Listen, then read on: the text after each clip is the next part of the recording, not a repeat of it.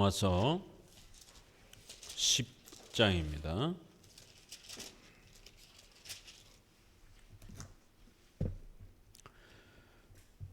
로마서 10장 교재 209페이지입니다.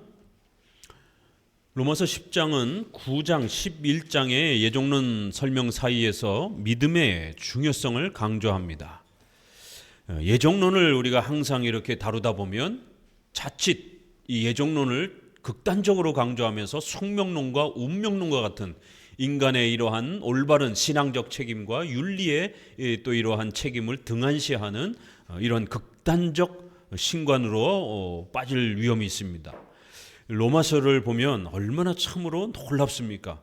9장과 11장은 예종론입니다. 그런데 그 사이에 10장에 우리 인간의 믿음과 회개의 또 책임을 아주 중요하게 강조하는 이러한 구조를 갖추고 있습니다. 예종론을 싫어하는 사람들은 이 교리를 강조하면 운명론처럼 받아들여져서 신앙과 회개의 책임이 약화된다고 주장합니다.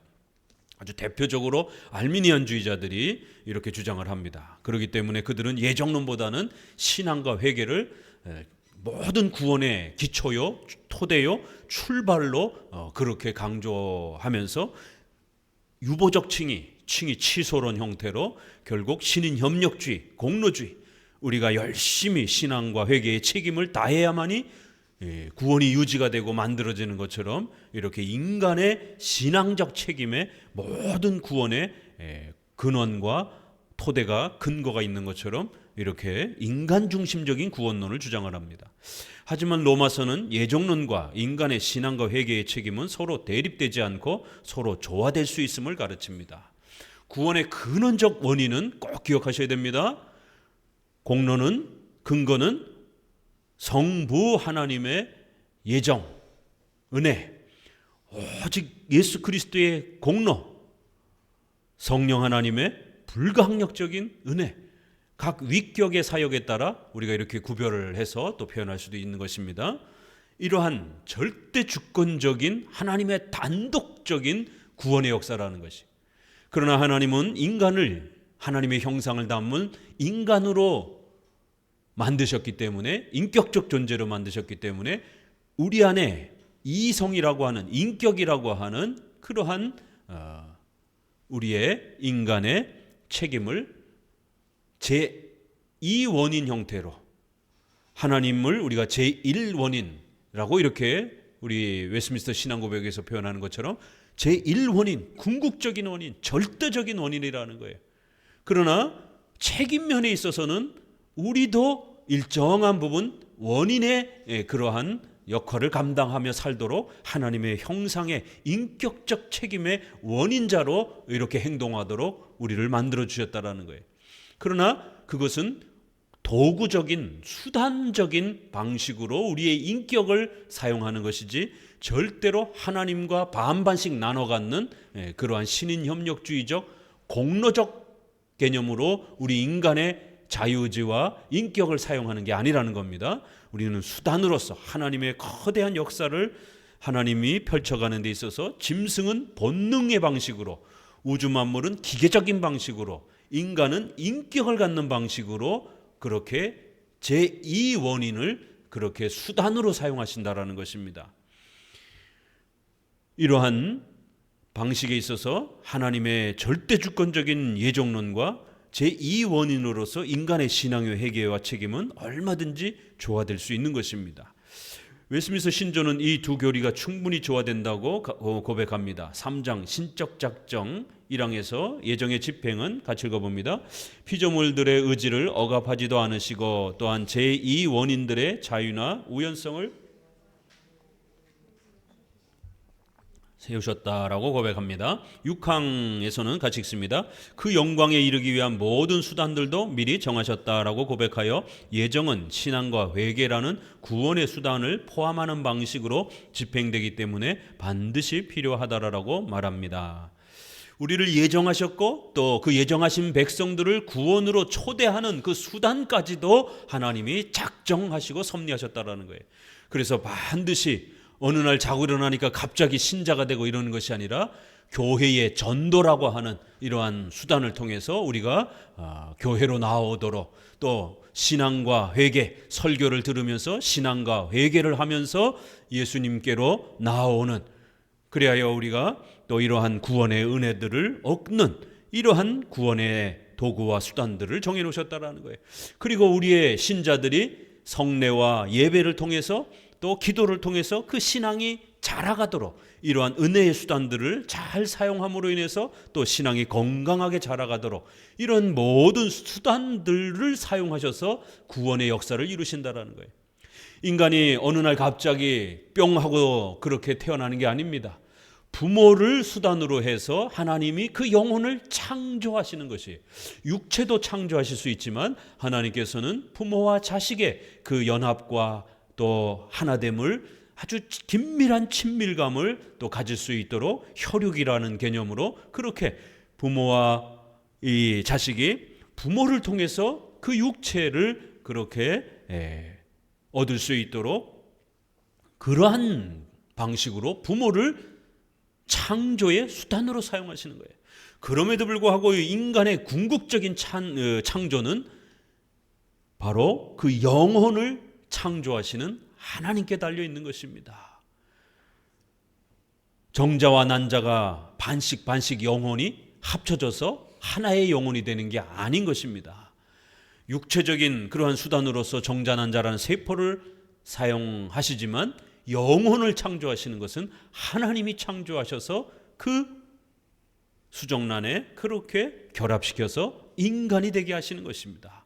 이렇게 하나님은 수단을 사용하신다라는 겁니다. 그리고 그 부모의 손길을 통하여 어린 시절과 또 이렇게 양육을 받으면서 건강한 그러한 사람으로 커가도록 하나님이 직접 먹이는 것이 아니라 부모의 손길을 통해서, 또 우리 인간은 가만히 있어도 저절로 성장하는 것이 아니라 우리는 밥이라고 하는, 물이라고 하는 이런 양식을 먹어야 인간이 성장하는 이런 물과 음식을 수단으로 우리에게 주셨다라는 것입니다. 이렇게 하나님은 다양한 수단을 사용하셔서 우리의 육체가 성장하도록, 또 우리의 육체가 태어나도록, 또 우리의 영혼이 거듭나는 이러한 많은 구원의 수단들도 하나님의 예정 속에서 그렇게 펼쳐진다라는 것이에요. 그렇기 때문에 반드시 인간의 신앙과 회개의 책임은 따라붙는 것입니다. 또 생활에서 윤리적 책임도 따라오는 것이에요. 우리는 미래를 알면서 살아가는 게 아니라 우리 눈에는 가리워져 있기 때문에 선을 택하면 그 선의 대가를 받고 악을 택하면 악의 결과를 받는 겁니다. 상벌의 섭리적 원리가 작동하는 방식으로 우리 인생의 책임과 또 그러한 삶의 내용을 가지도록 하신 것입니다. 극단적인 운명론처럼 팔자론처럼 어떤 것도 할 수 없는 이러한 기계적인 삶이 아니라는 것입니다. 그렇기 때문에 구원과 관련해서도 이렇게 반드시 신앙과 회개라고 하는 수단을 사용해서 예수 그리스도를 알아가도록 도와주시는 것입니다. 그러나 그 신앙과 회개는 수단일 뿐이지 구원의 궁극적인 공로와 근거는 아니라는 겁니다. 그것은 오직 예수 그리스도의 공로와 오직 성부 하나님의 택하심과 성령 하나님의 불강력적인 역사와 은혜를 통해서 우리가 구원을 얻게 되는 것입니다. 하나님께서는 예정된 택자들을 부르실 때는 반드시 신앙과 회개를 사용하시는 것입니다. 그리고 그 신앙은 자신의 신념이나 소원을 믿는 것이 아니라 성경을 믿는 것입니다. 즉 신앙이란 말씀을 믿는 것입니다. 또한 성경은 우리에게 교리를 가르치고 있기 때문에 성경의 교리를 믿는 것이 신앙이라고 할 수 있습니다. 그래서 10장은 불신앙을 지식을 쫓은 것이 아니라 올바른 지식, 이렇게 표현하고 있습니다. 정의하고 참된 신앙은 믿음은 들음에서 나며 들음은 그리스도의 말씀으로 말미암는다라는 말씀과 같이 성경을 배우고 믿는 것이라고 정의합니다. 칼빈은 말씀과 성령은 불가분리의 관계이며 말씀을 통해서 신앙이 형성된다고 다음과 같이 설명합니다. 성령께서는 성경에서 보여주시는 자신의 진리와 아주 굳게 결속하여 계심으로 그 말씀이 당연한 존경과 위엄을 받을 때에만 비로소 성령이 자신의 권능을 발휘하신다는 것입니다. 말씀이 안 가르쳐지면 성령이 역사하지 않는다라는 거예요. 말씀을 주신 분도 성령이시기 때문에 그 말씀이 존중되어지고 말씀이 가르쳐질 때에 성령께서 역사하신다라는 겁니다. 말씀과 성령은 아주 강력한 결속관계를 갖고 있다는 겁니다. 그리고 이것은 말씀 자체가 성령의 증거로 말미암아 확증되지 않는 한 우리에 대하여 큰 확실성을 가지지 못한다고 내가 앞서 주장한 것과 조금도 모순되지 않습니다. 자, 10장을 한번 보시면은요, 아주 중요한 구절이 있습니다. 2절을 같이 한번 읽어봅니다. 10장 2절. 내가 증거하노니 저희가 하나님께 열심히 있으나 지식을 쫓은 것이 아니라 하나님의 의를 모르고 자기 의를 세우려고 힘써 하나님의 의를 복종치 아니하였느니라. 오늘날 가짜 신앙에 대한 아주 엄중한 경고입니다. 겉으로 봤을 때는 엄청나게 경건합니다. 대한민국 신자들이 전 세계에서 제일 부지런합니다. 기도도 제일 많이 하고 예배도 제일 많이 참여합니다. 그런데 그들의 그러한 열심이 하나님을 경외하는 열심, 성경의 교리를 기초로 하고 나아가는 그런 열심이 아니라 자신의 소원을 이루기 위한, 자신의 욕망을 종교적으로 이용하기 위한 그러한 열심들이라는 거예요. 가짜 열심들이라는 겁니다. 교리를 모르고 성경을 모르고 지식을 갖지 않은 상태에서, 성경적 지식을 갖지 않는 상태에서 아무리 종교적 열심을 내면 그것은 가짜 열심이 된다라는 거예요. 가짜 신앙이 된다라는 겁니다. 그래서 기독교 강요에서는 이런 모습을 경건한 무지라고 이렇게 표현합니다. 무지한데 굉장히 종교적인 그러한 모습이 대단해요. 그건 가짜 신앙이라는 겁니다. 성경을 이해하지 못하고 성경의 교리를 아는 지식을 갖춰 있지 않으면 그건 가짜 신앙이라는 것입니다. 자기 의를 드러내려고 하는, 자신의 소원을 성취하려고 하는 그런 열심이지, 하나님의 의, 성경에서 가르치는 교리에 복종하고 성경이 가르치는 그 지식을 순종하면서 따라가는 그런 바른 성경신앙이 아니라는 것이에요.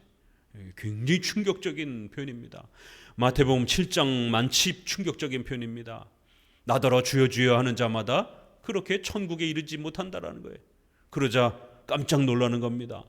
우리가 주님의 이름으로 선지자 노릇도 하고 목사도 하고 장로도 했는데 어떻게 주님 저희를 모를 수 있습니까?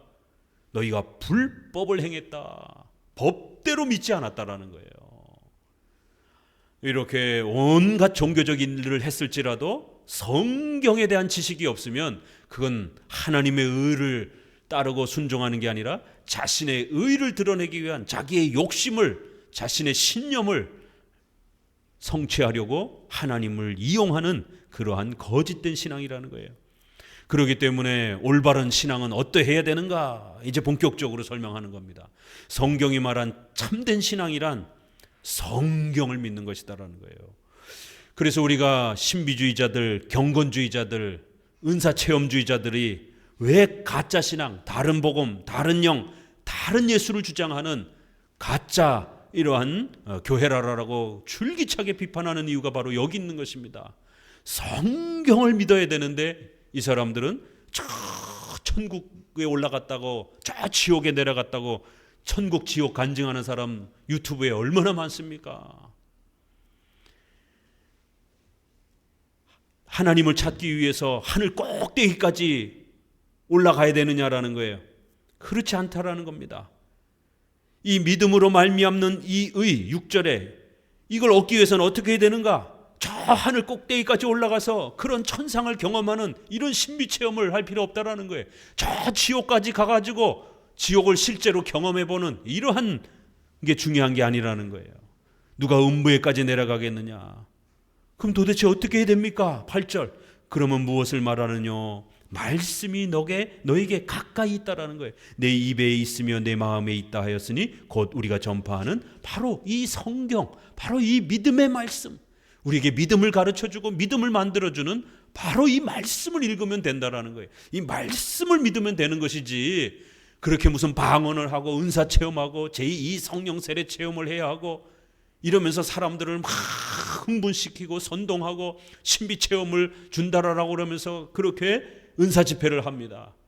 다 가짜라는 것이에요. 그리고는 성경에 대해서는 무지해요. 성경이 우리 가까이 있다라는 거예요. 그런 이상한 체험하려고 쫓아다니고 시간 보내지 말고 성경을 부지런히 읽고 교리 공부하고 말씀을 배우라는 거예요. 자, 9절 아주 유명한 구절입니다. 내가 같이 읽습니다. 내가 만일 내 입으로 예수를 주로 신하며 내 마음에 믿으면 구원을 얻으리니 사람이 마음으로 믿어 의에 이르고 입으로 시인하여 구원에 이르느니라. 기독교 신앙은 어떻게 만들어진다고요? 오직 믿음으로 만들어지는 의, 오직 의는 믿음으로 말미암아 살리라 라고 하는 이 소중한 기독교 구원은 어떻게 만들어진다고요? 하나님이 예정하시고 선택하신 이 위대한 하나님의 택함 받은 백성들이 구원의 이 위대한 역사와 선물을 어떻게 받는다고요? 성경을 읽으면 된다라는 거예요. 성경을 읽으면서 우리 마음속에 그렇게 예수 그리스도께서 우리를 위하여 대속적 죽임을 당하신 것을 믿고 그 예수님이 우리를 위하여 살아나신 대속적 순종을 믿으라는 것이, 그러면 의에 이른다라는 거예요. 로마서가 말하는 의는 뭐죠? 우리 죄가 사함받고 우리가 하나님의 자녀가 되어 영생하는 바로 칭의에서 그 의를 말하는 겁니다. 그 의에 이를 수 있다라는 거예요. 구원받을 수 있다라는 거예요. 마음으로 그러한 내용들을 믿으라는 거예요. 그리고 입으로 공적으로 바깥으로 시인하라는 거예요. 이건 세례를 말하는 것입니다. 그래서 주관적으로는 개인적으로는 그렇게 성경의 교리들을 믿으라는 겁니다. 마음으로 신뢰하라는 거예요. 그리고 공적으로 그렇게 많은 사람들 앞에서 여러분의 신앙 고백을 시인하라는 것이에요. 그러면 세례를 받게 될 것이다라는 겁니다. 바로 그것이 신자가 되는 표시라는 것이에요. 그러면 누구든지 부끄러움을 당하지 않을 것이다라는 거예요. 하나님을 보지 못했지만 전혀 부끄러움을 당치 않을 것이다라는 거예요. 이런 은혜는 유대인이나 이방인이나 모든 이에게 동일하다라는 거예요. 그렇기 때문에 누구든지 주님의 이름을 부르는 자는 구원을 얻을 것이다라는 거예요. 그런즉 저희가 믿지 아니하는 일을 어찌 부르리요? 듣지도 못하는 일을 어찌 믿으리요? 전파하는 자가 없이 어찌 들으리요? 그렇기 때문에 반드시 성경을 가르치는 설교가 있어야 된다는 거예요. 성경을 가지고 전도하는 전도의 수고가 있어야 된다는 겁니다. 설교해주지 않고 전도해주지 아니하면 성경을 어떻게 배우겠느냐라는 거예요. 그래서 15절에 보내심을 받지 아니하였으면 어찌 전파하리요? 기록된 바 아름답도다 좋은 소식을 전하는 자들의 발이요. 우리 성도들의 손과 발을 통해서 전도가 되는 겁니다. 목회자의 입술을 통해서 말씀이 가르쳐지는 것입니다. 바로 이러한 수단을 통해서 성경을 배울 수 있도록 하나님은 이 위대한 구원을 펼치신다라는 거예요.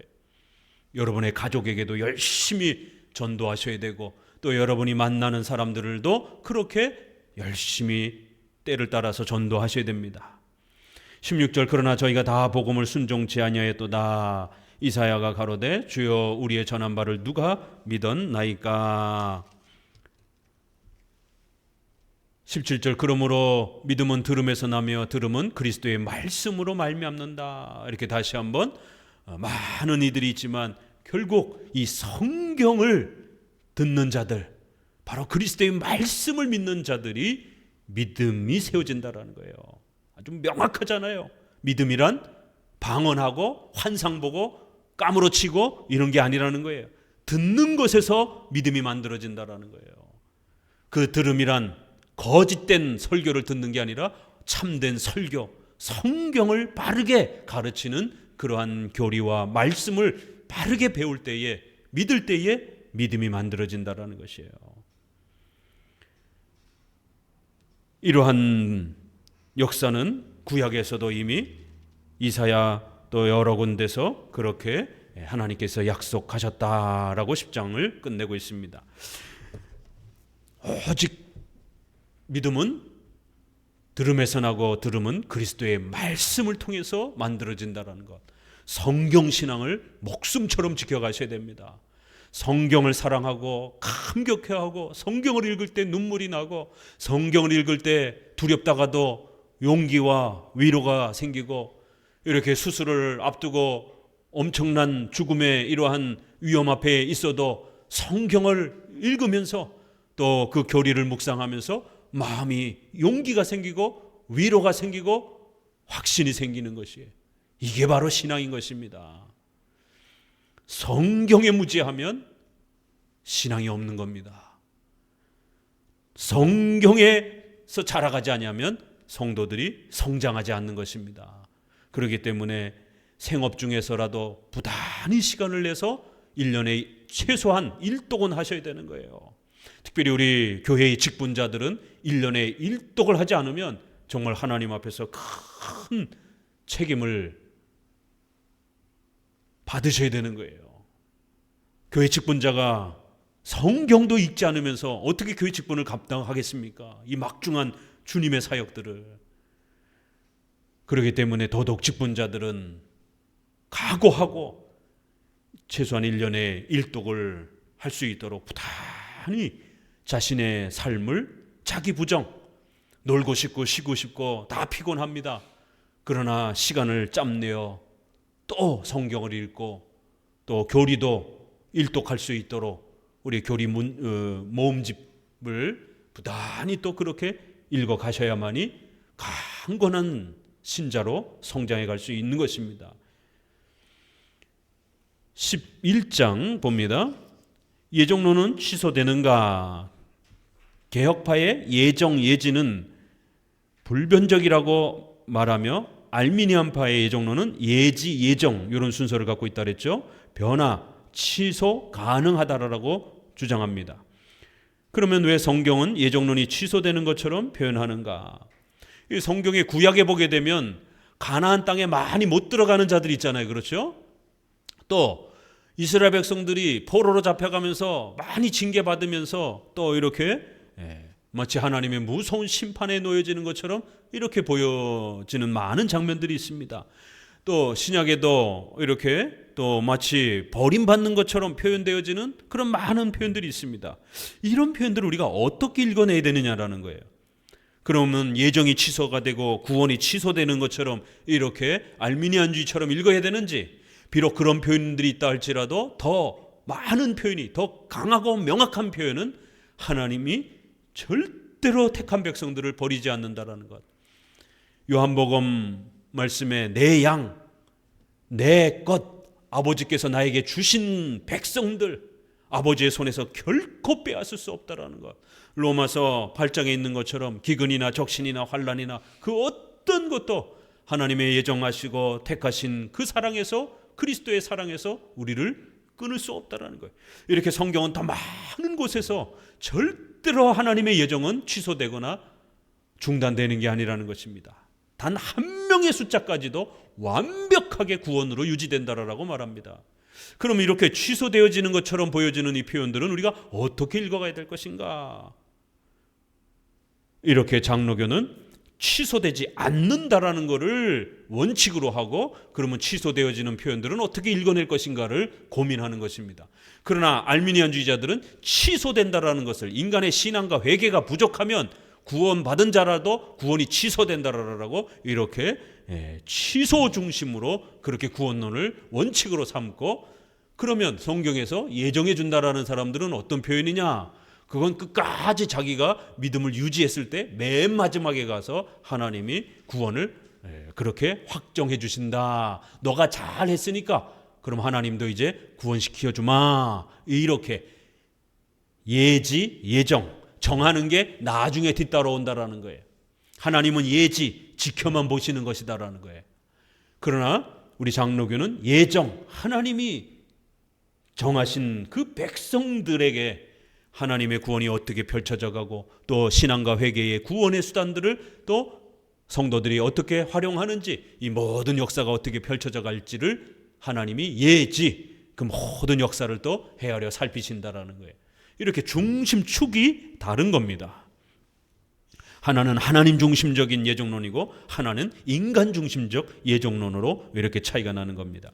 왜 이 장로교는 불변적 확정적 예정론을 제시합니까?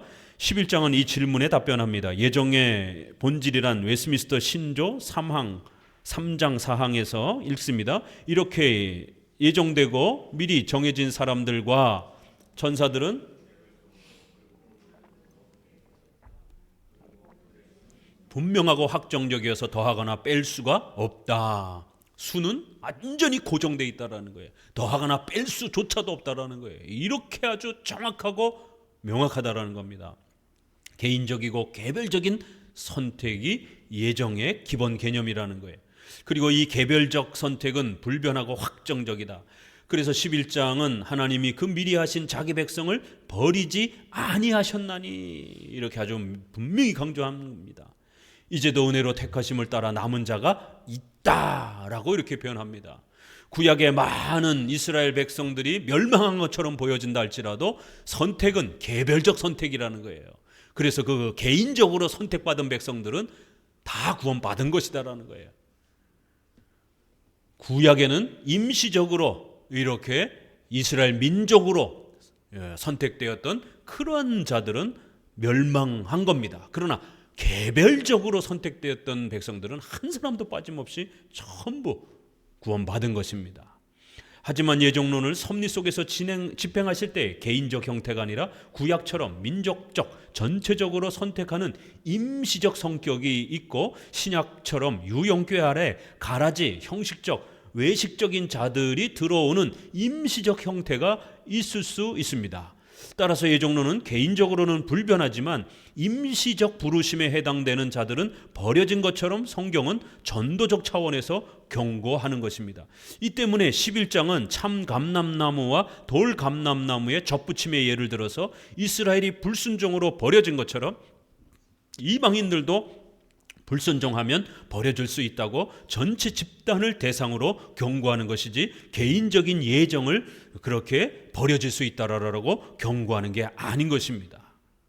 이제 11장이 왜 어려운가 하면은요, 11장은 예정론을 말하면서 뒷부분에 이스라엘이 버려진 것처럼 너희 이방인들도 똑바로 하지 않으면 신앙의 회개의 책임을 철저히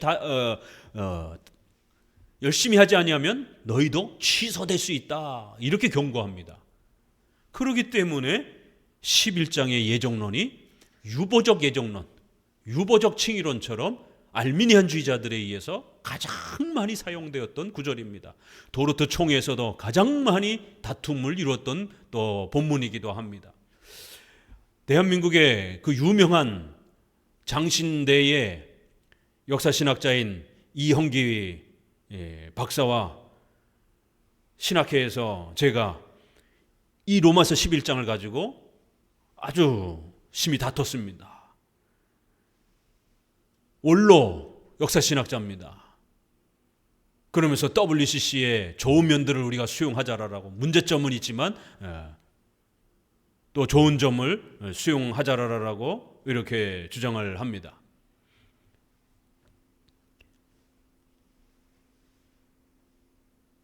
죄송합니다. 이영기 박사님이 아니라 김영한 박사입니다. 결국 젊은 신학자인 제가 나서서 아니 교수님 어떻게 이 11장 본문을 그렇게 이해할 수 있느냐, 종교개혁자들이 어느 누가 그렇게 해석을 했느냐, 그건 알미니안주의자들이 해석한 것이다. 11장 앞절에는 2절 5절에는 택하신 백성, 그 미리 하신 백성을 절대로 버리지 않는다.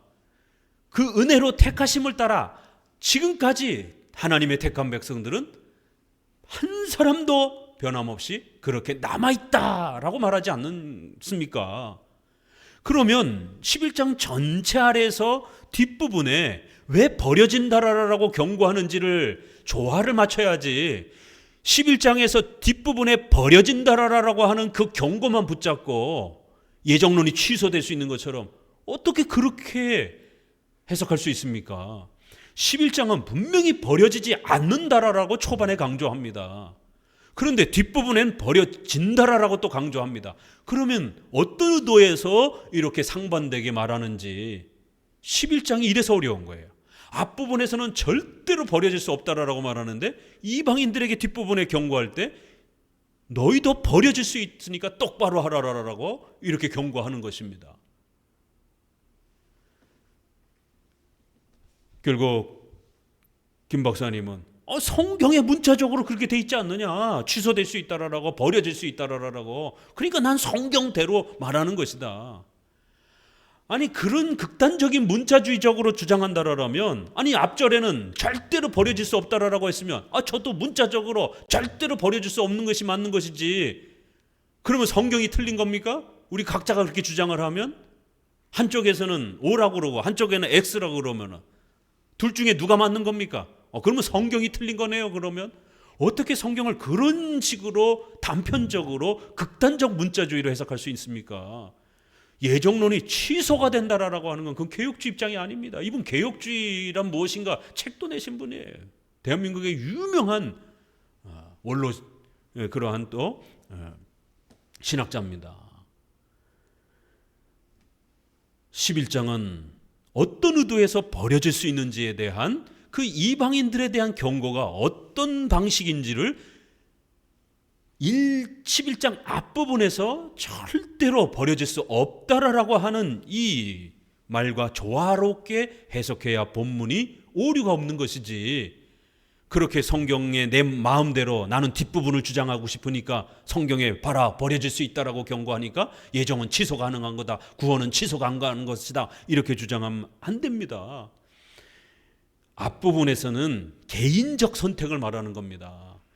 하나님이 선택한 예정이란 개인적 선택이기 때문에 반드시 개인적 선택은 절대로 취소되지 않는다라는 거예요. 하나님은 실수하시는 분이 아니기 때문에, 하나님은 이랬다 저랬다 하는 분이 아니기 때문에 반드시 그 예정된 백성들은 구원받는다라는 것이.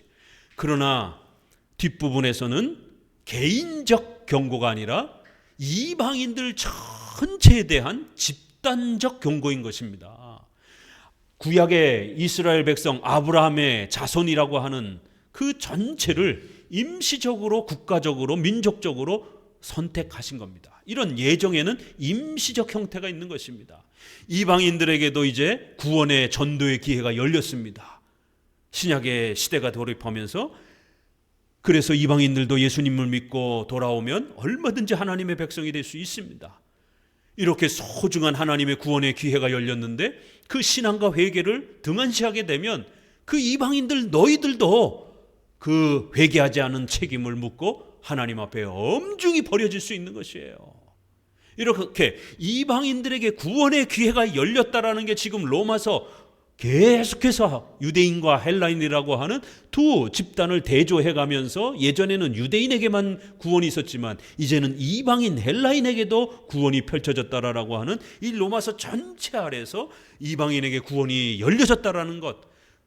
그러나 너희가 이 소중한 구원을 등한시 여기고 회개와 신앙을 등한시하게 되면 구약의 이스라엘 백성들이 외적인 신앙에 빠졌다가 신앙의 본질을 놓치고 그렇게 하나님 앞에 심판에 빠진 것처럼 너희들도 얼마든지 이방인들도 하나님 앞에 엄중하게 버려질 수 있고 회개하고 신앙하지 않는 자들은 버려질 수 있다라고, 그렇게 집단적으로 이방인 전체를 향해서 경고하는 것입니다. 이런 임시적 형태의 선택과 그러한 또 경고가 얼마든지 가능한 것입니다. 하나님께서는 한 사람 한 사람에게도 경고하시지만 너희들 전체를 향하여, 또 인류 전체를 향하여 회개하지 않으면 벌 받는다, 지옥 간다 라고 이렇게 말할 수 있는 겁니다. 이것은 목회자가 설교를 할 때도 마찬가지예요. 교회 안에 택자도 있고 불택자도 있고, 교회 안에 세례받은 자도 있고 세례받지 않은 자도 있습니다. 그러면 목회자가 설교를 할 때 한 개개인을 향해서 당신은 구원받았지만 당신은 구원받지 못했으니까 회개하십시오 라고 말할 수는 없는 겁니다. 대중을 향해서 말할 때는 거기에 세례받은 신자가 있든 없든 상관없이 거기에 많은 사람들 중에 또 불신자가 있기 때문에 여러분 회개해야 예수님을 믿어야 구원받습니다. 회개하지 아니하면 지옥에 떨어집니다. 당장 회개하십시오 라고 대중을 향해서 이렇게 말할 수 있는 것입니다.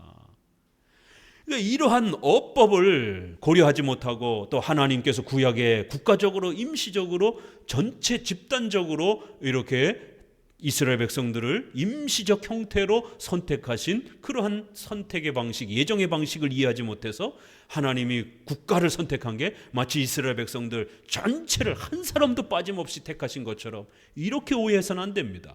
그렇게 되면 당장 성경에 모순이 발생이 되는 것이 아브라함의 자손인 이스마엘과 이삭의 차이가 발생이 되는 거예요. 이스마엘 버렸다라고 합니다. 그리고는 그 어미와 이스마엘을 저 먼 땅으로 돌려보내는 겁니다. 가나안 땅은 오직 약속의 자손인 이삭에게만 주려고. 야곱과 에서 쌍둥이로 태어났지만 아니 이스마엘과 이삭은 어머니가 다른 배가 다른 형제니까 그렇다 쳐요. 하나님은 한 번 더 강조하는 겁니다. 좋다. 이번에는 쌍둥이를 통해서 한 번 너희에게 가르쳐 주겠다. 똑같은 어머니에서 그것도 쌍둥이로 태어났지만 어떤 자는 선택을 받고 어떤 자는 버림을 받는 거예요. 똑같이 아브라함의 자손이지만 어떤 자손은 버림받고 어떤 자손은 택함을 받는 거예요. 하나님이 아브라함의 자손 혈통의 자손 전부를 택한 것이 아니라는 겁니다. 성경의 본질적인 예정은 개인 선택이라는 거예요. 하지만 하나님은 구약에는 한 백성인 이스라엘 백성들을 통해서만 성전과 제사와 장차 올 메시아를 가르치기 위해서 한 민족만 국가적으로 하나님의 백성으로 선택하고 그들에게 성전을 주신 것입니다. 아직 이방인들은 초대하지 않은 것입니다. 이렇게 국가적으로 전체 집단적으로 하나님께서 임시적 형태로 예정의 이러한 부분들을 집행하신 것입니다. 그러나 우리가 조심해야 될 것은 유보적 임시적 선택이 있는 것처럼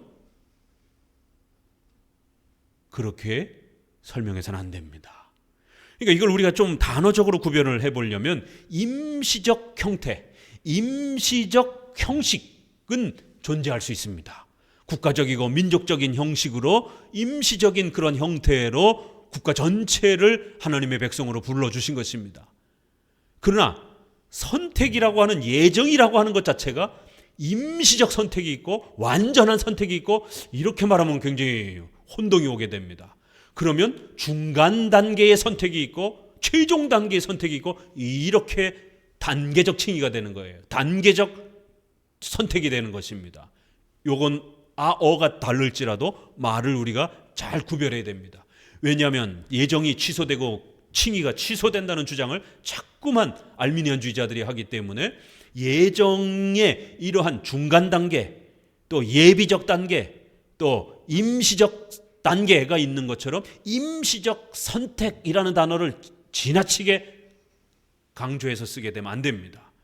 그렇게 되면 선택이 여러 단계가 있는 것처럼 선택이 취소가 될 수 있는 것처럼 중간에 똑바로 못하면 취소가 되는 것처럼 이런 오해를 불러일으킵니다. 임시적 형식의 선택은 임시적 형태의 선택은 얼마든지 있을 수 있다라는 것이 단어를 합의가 된 건 아니지만 부지런히 좀 우리가 구별을 해서 쓸 필요는 있다라는 것입니다.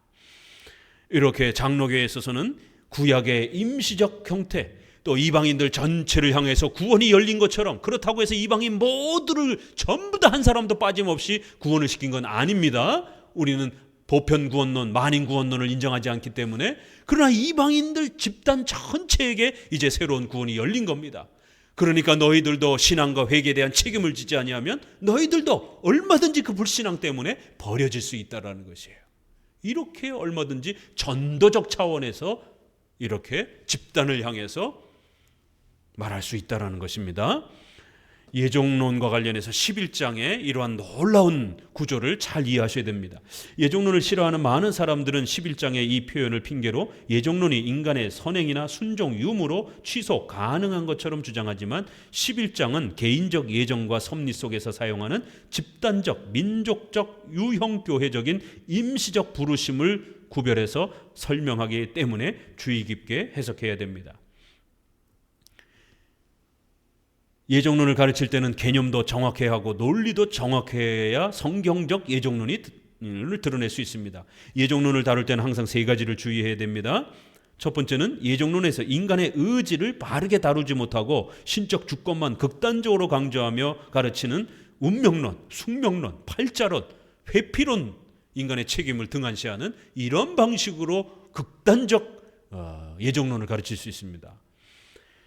하이퍼 칼비니즘에 속한 분들이 자꾸 이런 쪽으로 극단적으로 소개를 합니다. 두 번째, 예정론에서 하나님의 주권을 바르게 다루지 못하고 인간의 의지만 극단적으로 강조하며 가르치면 무신론, 인본주의, 자유주의, 사회복음에 빠집니다. 세 번째, 1과 2의 위험 때문에 예정론을 신인 협력주의, 공로주의, 즉 신 50% 인간 50%가 더해져서 역사하는 것처럼 가르치면 반펠라기우스, 로마 카톨릭, 알미니안주의, 경건주의에 빠지게 됩니다. 마지막 네 번째, 우리 장로교 겁니다. 제1원인과 제2원인으로 가르칩니다. 즉 모든 역사의 근원적 원인은 하나님의 주권과 작정에서 나옵니다. 하지만 하나님은 인간의 의지를 공로적 도구나 원인은 아니라 할지라도 도구적, 수단적 원인으로 사용하시는 것입니다. 그래서 우리가 신앙적 책임에서는 신앙과 회개를 해야 구원으로 초대가 되는 거예요. 그러한 수단을 부지런히 강조하는 겁니다. 윤리적 책임에서는 상벌이 작동하기 때문에 반드시 인격적인 선을 선택하도록 그렇게 분명히 또 윤리적 책임을 강조해줘야 되는 겁니다. 11장 36절에 오직 하나님께 영광이라는 표현은 개혁주의 신학의 독특성과 차별성을 드러내는 소중한 표현입니다.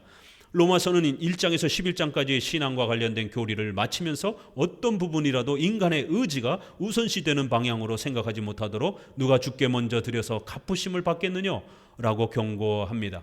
왜냐하면 이신칭이라는 구원도 신앙과 회개에 대한 인간의 책임도 결코 하나님을 영화롭게 하기 위한 최종적 목적에 앞설 수 없기 때문입니다. 그래서 이는 만물이 주에게서 나오고 주로 말미암고 주에게로 돌아감이라. 영광이 그에게 세세히 있으리로다. 아멘라고 고백하여 모든 역사의 시작과 진행과 마침 모두 오직 하나님의 절대 주권과 영광에 의존해야 한다고 가르칩니다. 개혁파는 이 오직 하나님께 영광이라는 개념의 신학적 체계를 세우는 것이 특징입니다. 이런 개혁주의적 특징은 두 가지로 정리할 수 있습니다. 먼저 앞에서도 제시되었던 것처럼 하나님 앞에서 오직 성경, 이 코람데오 솔라 스크립툴라라는 이 표어가 종교개혁 시대의 표어였습니다. 이렇게 살려는 특징입니다. 다음으로는 오직 하나님께 영광의 사상입니다. 즉 말씀과 함께 모든 예배와 삶 속에서 오직 하나님의 영광을 위해서만 살고자 합니다. 즉 하나님을 모독하거나 하나님의 영광을 빼앗는 것을 가장 두려워했습니다. 그래서 이런 정신은 소요리 문답 1문에서 가장 아름답게 빛납니다. 사람의 첫째 되는 목적은 하나님을 영화롭게 하는 것과 영원히 그를 즐거워하는 것입니다. 바빙크는 이러한 개혁주의의 이러한 신앙의 특징을 이신칭의를 중심으로 하는 루터파와 비교하여 오직 하나님께 영광을 강조하는 신론적인 그 특징이 있는 우리 개혁파와 차이를 이렇게 설명합니다. 같이 읽습니다. 개혁주의의 그리스도인은 신론적으로 생각하고 개혁주의자는 역사 안에 서서 머물지 아니하고 이념 즉 영원한 하나님의 결정에까지 끌어올라간다는 것이요. 루터주의자는 그 입장을 구원사의 중심에서 취하고 더 깊이 하나님의 성정에까지 꿰뚫고 들어감을 필요로 하지 않는다. 그 때문에 개혁주의자들의 경우 선택이 교회의 핵심이고 루터주의자들의 경우 칭의가 교회의 항존적이고 항상 출발하는 조항이다. 오늘날의 90%, 80~90%는 전부 다 루터주의 영향을 받은 거예요. 루터주의까지도 최근엔 또 가지도 못합니다. 죄다 신비주의에 빠져 있어가지고 최소한 루터주의 정도라도 좀 쫓아갔으면 다행인데 루터주의도 못 쫓아갈 정도입니다. 로이드 존스는 어떻습니까? 이신칭의 중심으로 로마서를 강해하는 겁니다. 로이드 존스의 그 로마서 강해가 유명하고 한국에 많은 또 그나마 좀 보수적이고 청교도 좋아하는 분들이 많이 읽지만 로이드 존스는 감리교의 이러한 경건주의를 추종하는 칼빈주의를 조금 좋아하는 그러한 자기 스스로 밝힌 것처럼 칼빈주의적 감리교도다라고 이렇게 표현을 합니다. 경건주의자인 거예요. 칼빈주의자가 아닙니다. 칼빈주의를 그저 일부 사용하고 존중하는 그러한 경건주의자, 감리교도다라고 이렇게 표현을 합니다. 그러니까 이신칭이 중심으로 로마서 전체를 설명하는 겁니다. 그러나 우리는 11장 36절을 중심으로 해서 오직 하나님께 영광이라고 하는 이 기본 신론에 해당이 되는 신앙의 토대를 구축하고 그리고 이신칭의를 다루는 것입니다. 자, 11장으로 들어와 보십시다. 11장의 중요한 구절 몇 구절만 읽어보면요, 1절을 같이 읽습니다. 그러므로 내가 말하노니 하나님이 자기 백성을 버리셨느뇨? 그럴 수 없느니라. 나도 이스라엘이니요 아브라함의 씨에서 난 자요 베냐민 지파라. 하나님이 그 미리 하신 자기 백성을 버리지 아니하셨나니 너희가 성경이 엘리야를 가리켜 말한 것을 알지 못하느냐? 저가 이스라엘을 하나님께 송사하되. 구약의 많은 이스라엘 백성들이 실패한 것처럼 또 지금 유대인들을 엄청 책망했잖아요. 로마서에서. 그렇죠? 그러다 보니까 그런 외적인 형식을 갖고 있다고 해서, 그런 외적인 형식에 너희가 열심히 헌신하고 그렇게 참여했다고 해서 너희의 그런 공로로 구원이 유지가 되는 것처럼 그렇게 착각하면 안 된다라고 호되게 야단을 치면서 오직 믿음으로, 구약에서도 우리가 4장에 본 것처럼 아브라함도 오직 믿음으로 구원받은 것이다. 이신칭의는 구약과 신약의 하나이고 동일하다라고 이렇게 강조해 왔던 겁니다. 그러니까 유대인들이 반발을 하는 겁니다. 그러면은 그 수많은 구약의 아브라함, 이삭, 야곱의 자손들이 그러면 다 멸망했느냐? 그럼 하나님이 그들을 선택했다라고 영원히 그들을 지켜주겠다라고 한 그 하나님의 약속은 뭐가 되느냐? 그럼 하나님의 약속은 다 깨진 거냐? 이렇게 이제 반문할 수 있다라는 거예요. 그러자 거기에 대답하는 겁니다. 구약에 많은 이들이 멸망당한 것처럼 보이고 또 많은 이들이 하나님의 심판 앞에 놓여져 있는 것처럼 보인다 할지라도 하나님이 무능력하거나 하나님이 힘이 없어서 그런 일이 벌어진 게 아니라 개인적 예정은 모두 다 성취됐다라는 거예요. 미리 하신 자기 백성을 절대로 버리지 않는다라는 거예요. 봐라, 지금 나도 유대인이요, 나도 베냐민 지파라는 거예요. 나도 하나님의 백성으로 이렇게 남아있지 않느냐. 이렇게 개인적으로 택함 받은 백성들은 한 사람도 빠짐없이 전부 구원을 받는다라는 거예요. 다만 구약에는 집단적이고 임시적인 그런 형태의 선택의, 국가적 선택의 모습을 하나님이 그런 경륜, 그런 외적인 형식을 사용했기 때문에 비록 구약은 버려질 수 있는 것처럼 또 그들이 많이 또 멸망한 것처럼 이렇게 얼마든지 표현할 수 있다라는 거예요. 그렇지만 3절에도 보니까 엘리야 시대를 다시 한번 소개하면서 그 우상에게 무릎 꿇지 아니한 7,000명이 아직도 남아있다라는 거예요. 보세요. 7. 그러면 7,001명은 안 남아있습니까? 6,990명은 안 됩니까? 그런 뜻이 아니죠. 7은 완전 숫자입니다. 10도 완전 숫자이고 10이 3번 배수로 1000이라고 하는 거예요. 그러면 7을 완전 숫자에 또 10의 완전 숫자, 완전의 완전, 이렇게 7,000명 하나님의 택한 백성들은 변함없이 아주 완벽하게 남아있고 그들은 모두 구원을 받는다라는 거예요. 5절 택하심을 따라 남은 자가 구원을 받는다라는 것이, 그렇기 때문에 은혜로 되는 것이다라는 겁니다. 이렇게 하나님의 예정과 은혜로 구원이 만들어지는 것이지 절대로 행위로 만들어지는 게 아니라는 거예요. 유대인들이 아브라함의 후손으로 태어났다라고 혈통적으로 자기들이 종교적 의식을 열심히 신앙과 회개로 참여했다라고 그런 종교적 공로로 만들어지는 게 아니라는 거예요. 또다시 은혜냐 행위냐 또 물고 늘어지는 겁니다. 까딱 잘못하면 이게 신인협력주의가 들어온다라는 겁니다. 이게 기독교 안에. 그래서 철저하게 예정론은 아직 그리스도의 공로로, 특별히 이신칭의는 이렇게 예정론에 기초해서 설명해 줘야만이 공로주의가 안 들어온다라는 겁니다. 17절 그런 적 어떠하뇨? 이스라엘이 구하는 그것을 얻지 못하고 오직 택하심을 입은 자가 얻은 것이다라는 거예요. 이스라엘 전체가 택함 받은 게 아니라 오직 택하심을 입은 그 개개인이 그렇게 구원받았고 나머지는 완악해지고 버려진 것이다라는 거예요. 그래요. 하나님은 구약의 이러한 심판과 징계를 통해서 구원이 이방인에게 또 그렇게 넘어가도록 그러한 신약의 새로운 역사를 펼치셨고, 이제 이방인의 많은 이들이 그렇게 구원받을 수 있도록 역사를 베풀어 주셨다라는 것입니다.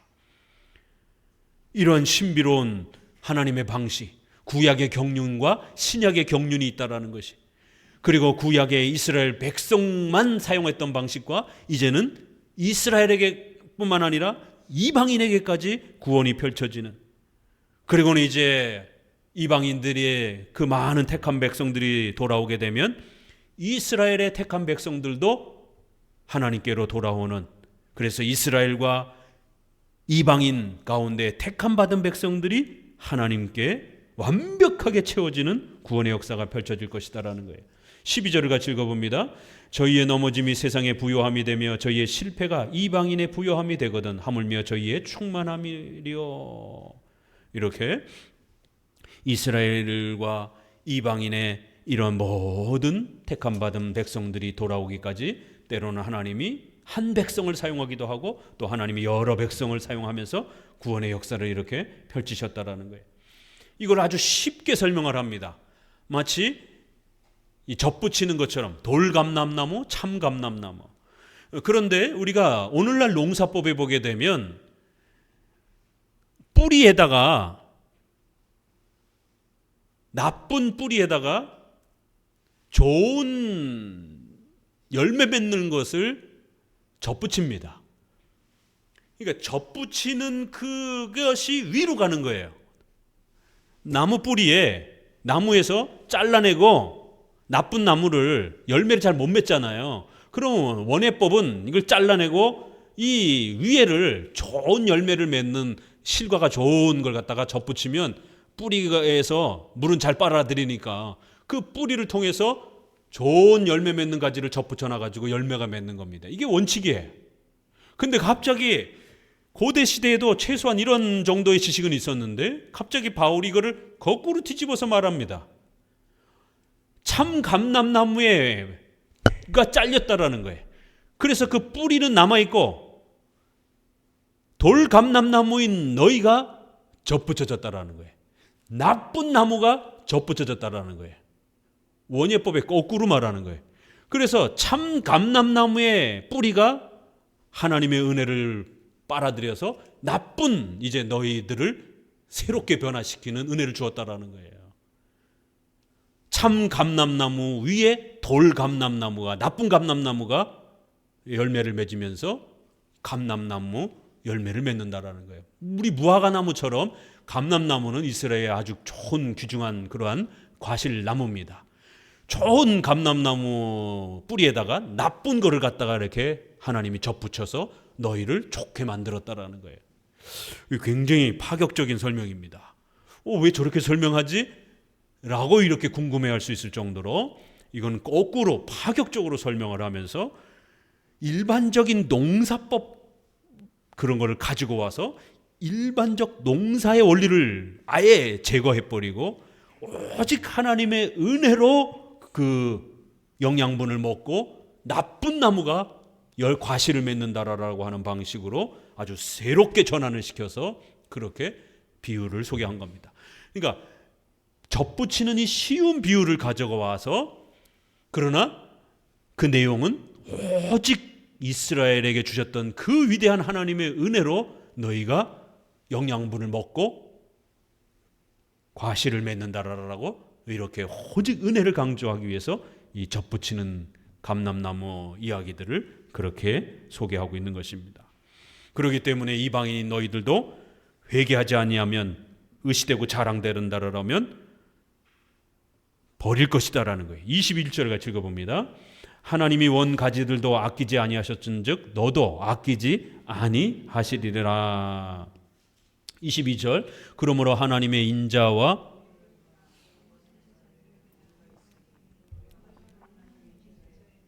그 인자가 너에게 있으리라. 그렇지 않으면 너도 찍힌 바 되리라.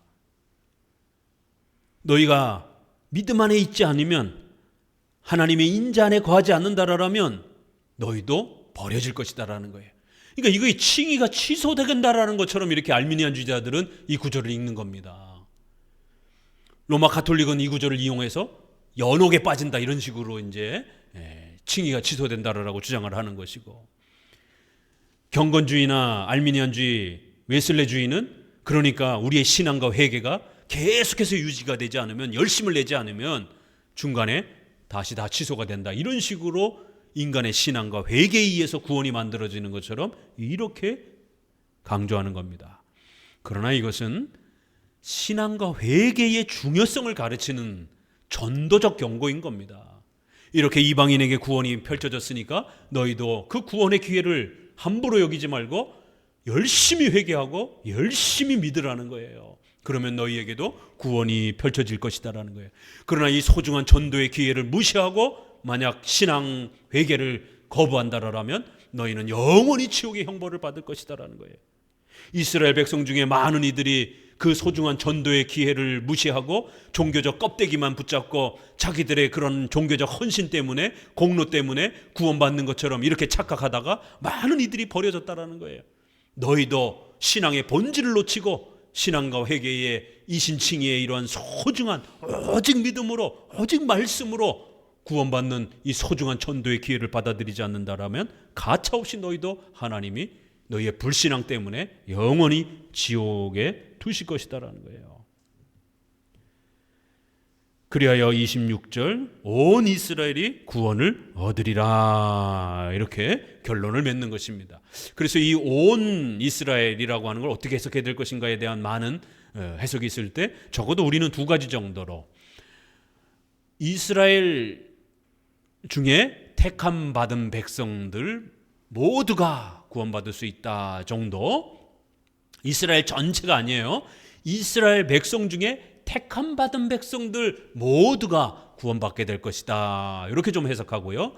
좀 더 많은 해석은 이스라엘의 택한 백성과 이방인의 택한 백성들, 그들 모두가 아브라함의 자손이 될 것이고 이제 진정한 이스라엘이 될 것이다.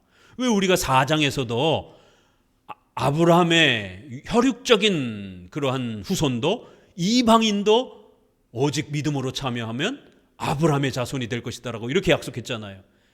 이것이 두 번째가 훨씬 더 많은 해석입니다.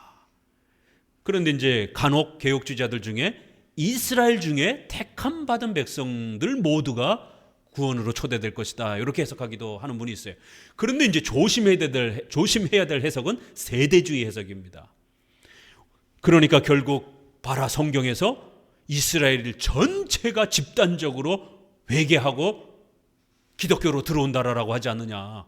이때가 바로 휴거가 되는 날이라는 거예요. 그러니까 이스라엘이 뭔가 종교적인 어떤 격동과 변화가 나타나면 그때가 이스라엘이 전체가 한 사람도 빠짐없이 집단적 회개를 하며 기독교로 개종하는 역사가 있을 거라는 거예요.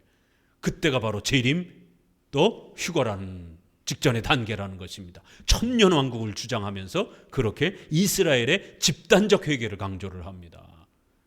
그렇기 때문에 이스라엘을 하마스와의 전쟁에서 이스라엘 백성을 지켜야 된다라고 하는 이러한 시온주의, 유대주의 쪽으로 빠져버리는 이러한 해석은 잘못된 겁니다. 결국 하나님의 은사와 부르심에는 후회가 없다, 이렇게 29절에서도 또 하나님은 절대로 실패하지 않는다라고 택하심으로 그렇게 받은 백성들은 구원받는다라고 분명히 소개를 하는 것입니다. 33절부터 결론입니다. 같이 읽어봅니다. 깊도다 하나님의 지혜와 지식에 부여하며 그의 판단은 측량지 못할 것이요 그의 길은 찾지 못할 것이로다. 누가 주의 마음을 알았느냐, 누가 그의 모사가 되었느냐, 누가 주께 먼저 드려 갚으심을 받겠느냐. 우리가 뭔가를 하나님 앞에 보태가지고 뭔가 하나님이 그걸 받고 우리에게 구원을 만들어주는 것처럼 이거 전형적인 신인협력주의잖아요. 절대로 이런 반반 신인협력주의로 구원을 이해해서는 안 된다는 거예요. 어떻게 우리가 신앙 회개를 조금 드렸다라고 그것 때문에 구원이 완성되는 것처럼 이렇게 우리가 주께 먼저 드려서 도대체 무엇이 이루어지겠느냐라는 거예요. 구원이란 그렇게 인간이 뭔가를 보태서 만들어지는 게 아니라는 거예요. 누가 주님의 마음을 알아서 주님께 이래라 저래라 상담하고 얘 참 잘한 것 같으니까 얘 좀 도와주세요, 이럴 수 있는 문제가 아니라는 거예요. 구원이란 36절에 같이 읽습니다.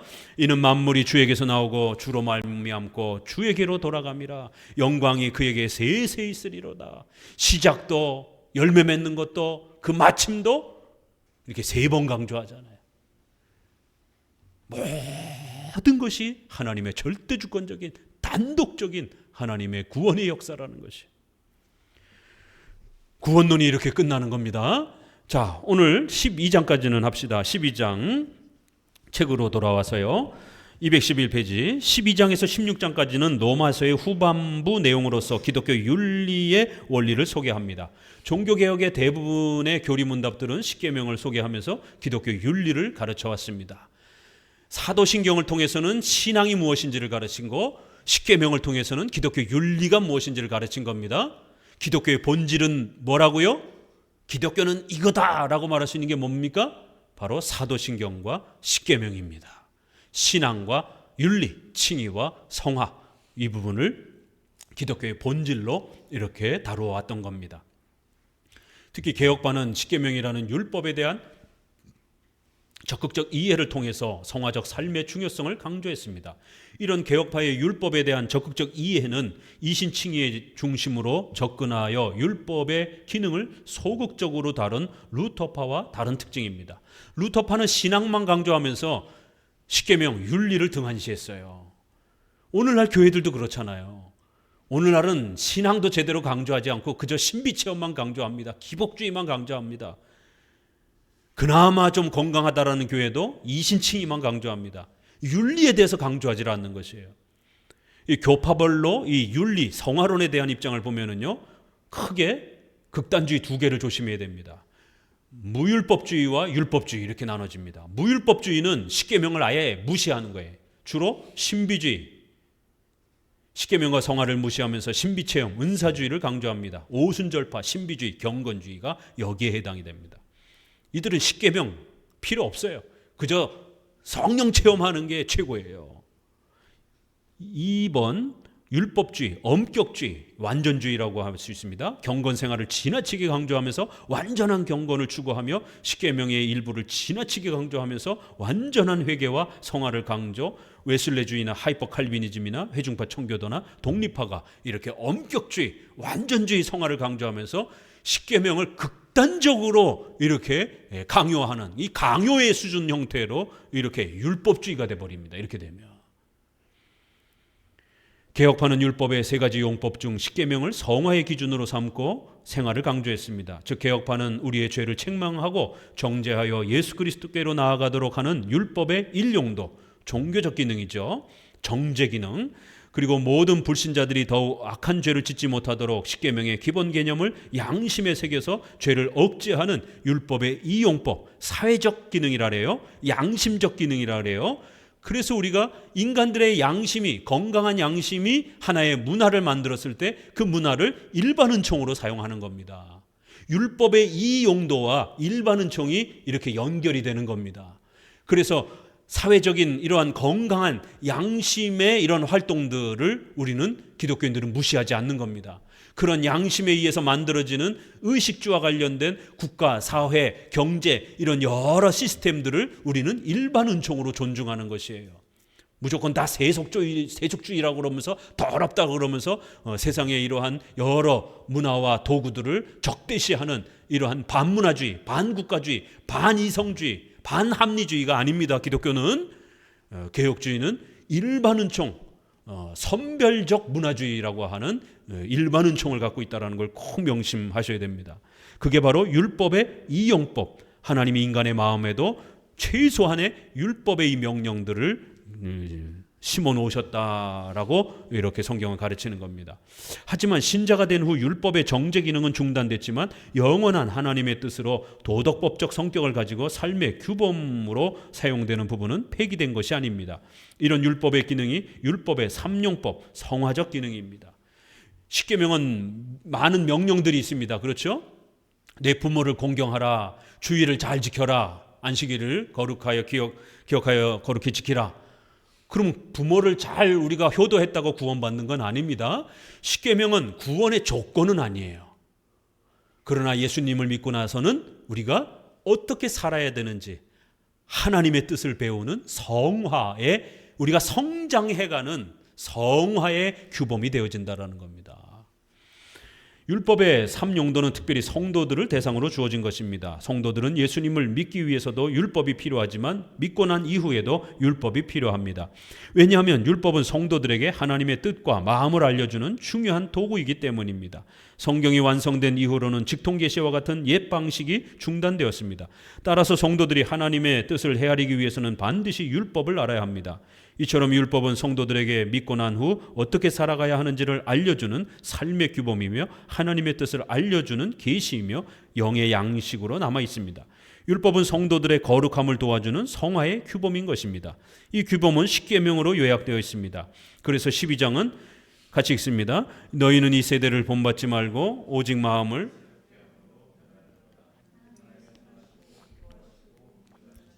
무엇인지를 분별하도록 하라 하고 선언하여 하나님의 뜻을 가장 중요한 윤리적 표준으로 제시하고 있습니다.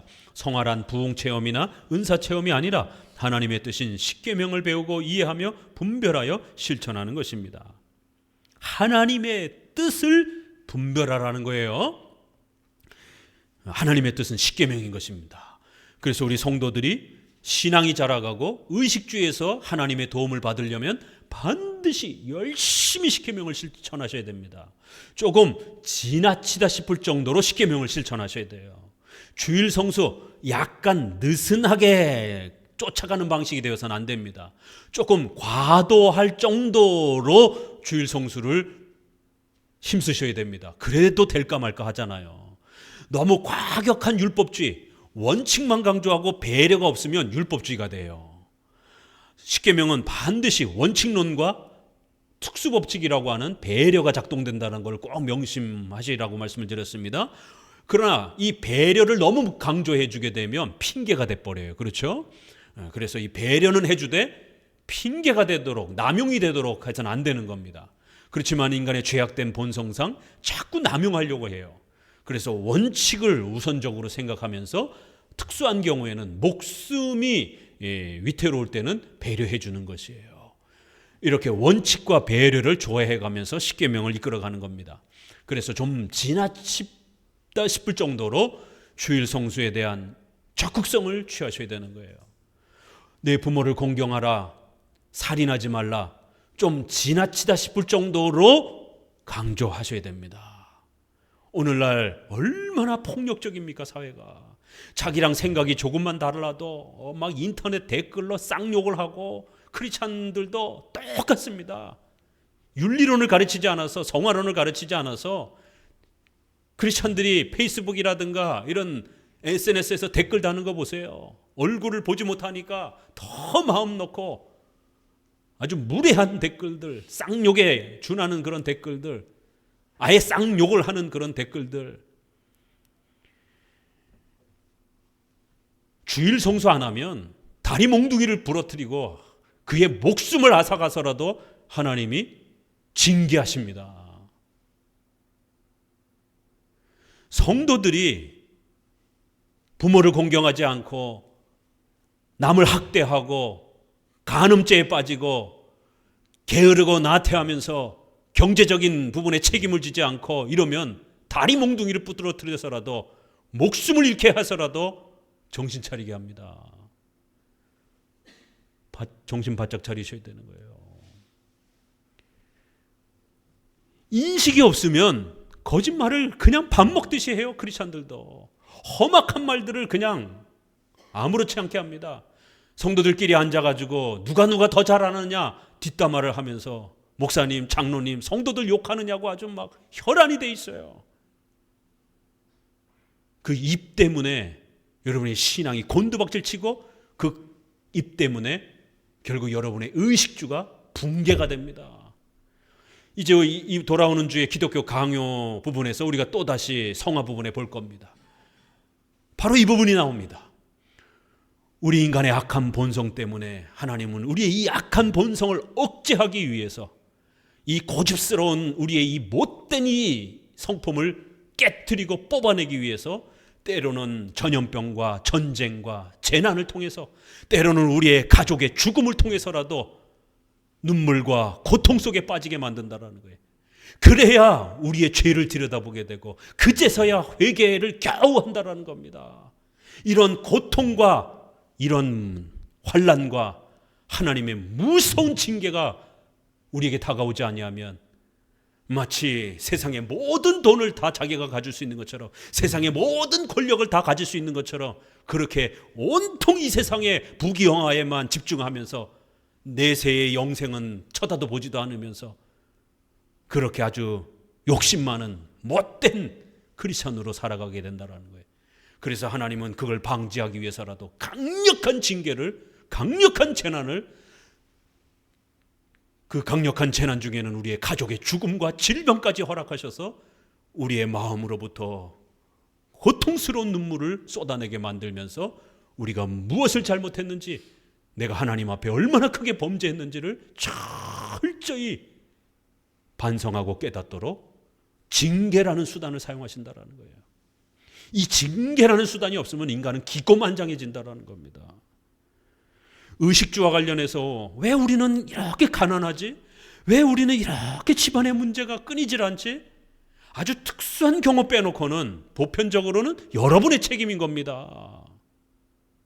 인간의 인격적 책임을 하나님은 사용하셔서 상벌을 주는 거예요. 윤리론에서는 상벌이 아주 엄격하게 작동이 됩니다. 경제적으로 자립되지 않는 것, 하나님이 여러분을 가난하게 자꾸만 살게 그렇게 억누르는 게 아니에요. 하나님은 우리의 자유, 우리의 의지를 강압하거나 억제하거나 그렇게 폐쇄하지 않습니다. 웨스트민스터에 우리 그렇게 읽잖아요. 제2원인을 존중한다라고. 가난한 건 나 때문이에요. 우리가 과소비하고 저축하고 경제 공부하지 않기 때문에 경제적 자립이 되지 않는 겁니다. 가난에서 벗어나지는 못하는 것이에요. 가족의 이러한 다툼과 그러한 불상사가 끊임없이 있어요. 누구 때문에? 하나님이 내 집에는, 다른 집들은 평안한데 내 집에만 항상 이렇게 싸움이 폭발하도록 하나님이 그렇게 만들어 놓은 겁니까? 아니에요. 섭리론적 관점의 결과적 차원에서는 하나님이 허락하시니까 일어나는 거예요. 그러나 그 허락도 인간의 의지를 하나님이 제2원인으로 사용하신단 말이에요. 내 책임입니다. 내가 게을러서, 내가 책임감 있게 행동하지 않아서 O, X를 분명하게 말해야 될 때가 있습니다. 가족들이라 할지라도. 마음이 여린 사람들은 가족들이 돈 꺼달라고 그러면 그냥 무조건 다 꺼주는 거예요. 가족이라도 절대로 돈을 꺼줘서는 안 될 때가 있는 겁니다. 가족이면 경제적 부양을 해야지요. 그러나 보이스피싱이라든가 다단계라든가 무슨 코인 이런 사기에 빠져가지고 허황된 이런 투자에 빠져가지고 가족들한테 돈을 갈취를 하는 이런 부모나 형제가 있으면 과감하게 노하셔야 됩니다. 절대로 돈을 줘서는 안 됩니다. 다 같이 수렁에 빠집니다. 그 누구 책임이에요? 마음 약해갖고 돈 꺼준 본인 책임인 거예요. 빚보증 섰다가 결국 자기 집안도 다 길거리 나앉는 겁니다. 절대로 보증 서서는 안 되는 것이에요. 오죽하면 성경이 보증 쓰지 말라는 이런 얘기까지 하겠습니까? 성경이 구원 얘기하기도 벅찬데 구약 신명기 보세요. 쓸데없이 보증에 섰다가는 너의 집안 전체가 망가질 것이다라고, 나락으로 떨어질 것이다라고 본인이 감당하지도 못하면서 보증을 쓰는 거예요. 왜? 노라고 말하지는 못하기 때문에. 감정에 휘둘려서. 특별히 결혼한 사람들은 책임감이 있는 가정이 있는 사람 더 중요하게 자식들하고 먹고 살아야 되는데 일가 친척들이 보증 서달라고 그냥 아무데나 도장 콱콱 찍었다가 집 전 재산이 다 날아가는 겁니다. 성경이 오죽하면 보증 쓰지 말라라고 함부로 알지도 못하는 것에 도장 찍지 말라라는 이런 얘기까지 하겠어요. 우리 책임인 거예요. 내 책임인 겁니다. 이런 불화가 끊이지 않는 건 결국 내 책임인 것이에요. 어른으로서는 어른의 역할을 해야 되는 거고 자식은 자식으로서의 역할을 해야 되는 거고 집안도 사회이기 때문에 교통정리가 필요한 거예요. 법이 필요한 거예요. 질서가 필요한 겁니다. 아무리 가정이라 할지라도. 부부도 한 몸이지만 부부도 예절과 규범이 필요한 겁니다. 이제 40, 50으로 넘어가면 갱년기에 빠지고 매너리즘에 빠지게 되면 너무 친근하니까 부부가 상대방을 향해서 말을 너무 막 합니다. 말이 거칠어집니다. 특별히 이제 50대를 넘어가는 부부들은 정신 차려야 돼요. 황혼, 이혼이 왜 수두룩하게 대한민국에 퍼져나가고 있는지. 말을 거칠게 하는 거예요. 막 함부로 하는 거예요. 다른 사람들한테는 굉장히 예의 있게 해요. 전화 온다든가 뭐라고 예. 알겠습니다 이러는데 자기 남편은 자기 부인한테는 왜 그랬어? 조금만 그러면 막 승질내고. 어느 누가 그런 거친 말을 들어도 마음이 안 상하고 100일, 1년, 10년을 그 거친 말을 들어도 마음이 안 아픈 사람이 어디 있습니까? 근데 인지를 못하는 거예요. 남편이니까, 아내니까 내가 거친 말 막 쏟아내도 다 받아주겠지. 그러면서 자기는 또 거친 말 들으면 기분 나쁘고. 그게 쌓였다 나중엔 폭발하는 겁니다. 부모 자식 지간도 마찬가지예요. 자식이니까 부모가 승질 날 때마다, 부모가 스트레스 받을 때마다 애들한테 막 소리 지르고 짜증내고, 그럼 애들이 다 받아줄 것처럼. 어른도 못 받는데 애들이 그걸 어떻게 받습니까? 애들이 가출하는 거예요. 애들이 독립해서 부모 쳐다도 안 보는 겁니다. 자식들도 마찬가지예요. 자기들의 짜증을 부모니까 무조건 다 받아주는 거예요? 아니에요. 부모 자식지간에도 서로 얼굴 안 보고 원수처럼 지내는 사람들 수두룩합니다. 찾아가지도 않고 마음에 상처가 돼서. 혈육인 부모 자식지간에도 이런데 하물며 일가 친척과 이웃은 오죽하겠습니까? 오죽하면 성경이 화 좀 내지 말라라고 이렇게 얘기를 하겠어요. 속히 화를 내는 사람들은 집안 전체를 불태워버린다라고 잠언서에 그렇게 말하는 거예요. 화를 내지 않고 잘 참는 사람들은 나라를 구하고 사람들을 화목으로 이끈다라고까지 이렇게 얘기를 하겠어요. 일반은총에 참을인자 3번이면 살인도 면한다라고 하는 일반은총의 문화 속에서도 있잖아요. 욱하는 성질을 대한민국이 전 세계에서 성질이 급해가지고 욱하는 것도 전 세계에서 1등입니다. 제가 오늘 리서치를 보니까 신랑감, 신부감에 있어서 여자들이 제일 두려워하는 신랑감이 있어요. 남자들은 귀담아 들으셔야 됩니다. 욱하는 성질을 가진 남자들. 공포스러워하는 거예요, 여성들이. 남자는 폭력을 행사할 수 있기 때문에. 남자 쪽에서는 여자 뭘 것 같아요? 꿍한 여자. 저도 그걸 읽고 깜짝 놀랐어요. 꿍한 여자. 토라져가지고 말도 안 하고 입 콱 닫고 모든 사람들을 다 냉장고로 얼려버리는 여자. 어른공주. 그래서 저도 이게 뭔 내용이지? 이러면서 이렇게 인터넷에서 이렇게 가끔씩 리서치 나오는 이런 질문을 보니까 읽으니까 이해가 되겠더라고요. 도무지 대화가 안 되는 여자. 그냥 자기 의견에, 자기 주장에 뭔가 틀어지면 획 삐져가지고 모든 사람들을 그렇게 적대시하고 그렇게 토라져 있는, 그리고는 오래가는 여자. 잠언서 31장의 현숙한 여인은 여성들이여, 하나님께서 여성들에게 부탁하는 거예요. 명령하는 거예요. 현숙한 여인은 집안을 잘 가꾸고 또 아랫사람들에게 친절하고 자비롭게 대하고 또 자신의 가족들을 잘 살피고 또 남편의 가장으로서의 이러한 질서를 또 존중하고 또 자기 자신을 잘 돌아보는. 베드로서에서는 뭐라 그래요? 사라 얘기를 하잖아요.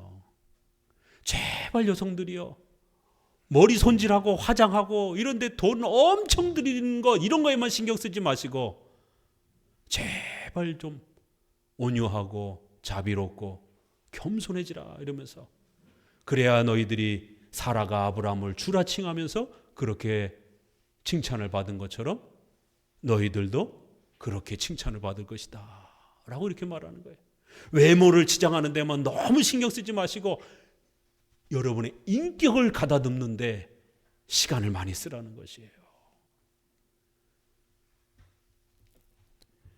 성경은 이렇게 윤리와 관련해서